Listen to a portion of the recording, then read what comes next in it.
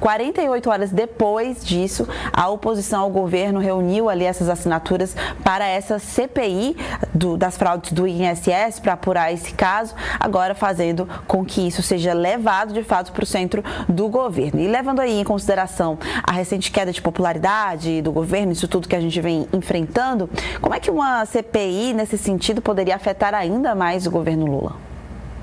Olá, Raquel, boa noite para você, saudações a quem nos acompanha. Veja só, Raquel, a gente esteve discutindo isso hoje também mais cedo, né? Aliás, mais cedo não, 4 da tarde, nos debates do Povo. E o que eu disse lá, e também outro debatedor disse, é que uma CPI você sabe como começa, mas não sabe como termina.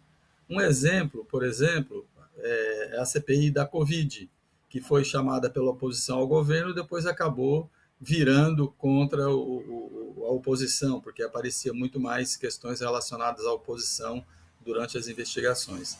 Nesse caso, eu não sei qual seria a quantidade de problemas que apareceria, porque um grande crescimento desses descontos foi em 2023. Houve um pico um pouco antes no governo Bolsonaro, um aumento, esses descontos começaram mais ou menos em 2019, houve um aumento no governo Bolsonaro, mas durante o governo Lula, em 2023, deu um salto, né? Então, mas enfim, tanto faz ser digamos, um problema pequeno como um problema grande, o responsável vai ter que responder por isso se for encontrado pela CPI. E uma CPI sempre é ruim para quem está na situação. E não resta a menor dúvida, Raquel, que o governo tendo culpa ou não tendo culpa, esse problema vai cair no colo do governo. É uma bomba. É uma bomba porque implica você fraudar, você roubar, que essa talvez seja a palavra correta, de pessoas vulneráveis, que são os aposentados. Hoje eu estava lendo um texto, uma matéria, que eles calculam, os primeiros cálculos indicam que o desconto médio dessas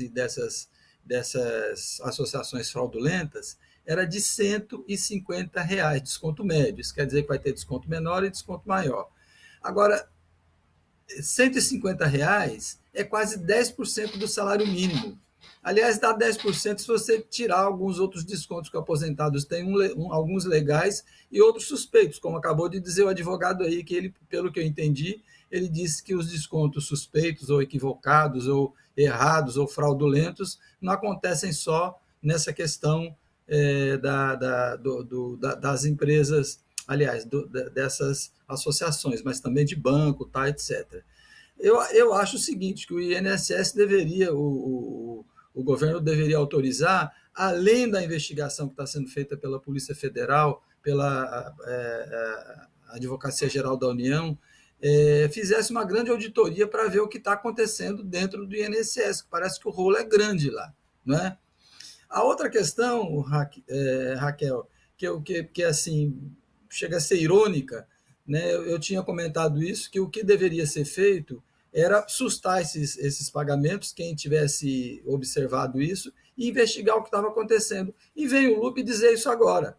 Ele disse, não, o INSS não tem nada a ver com esse desconto, então a gente não deveria fazer desconto. Eu pergunto o seguinte para o ministro Lupe, por que é que o senhor não fez isso durante os 2 anos em que o senhor esteve como ministro da Previdência? Sim, Porque denúncia tem há muito tempo. O advogado acabou de comprovar, o advogado que acompanha essas questões. Então, a outra coisa que eu digo é o seguinte, ele pode não ter culpa, ele não pode não ser um dos favorecidos pelas fraudes, isso a Polícia Federal vai investigar. Mas ele é responsável pelo que acontece dentro do órgão que é subordinado a ele. Aliás, o Ministério da Previdência e o INSS não é nada. E mesmo assim aconteceu isso embaixo das barbas do Lupe e do presidente do INSS, que foi indicado por ele.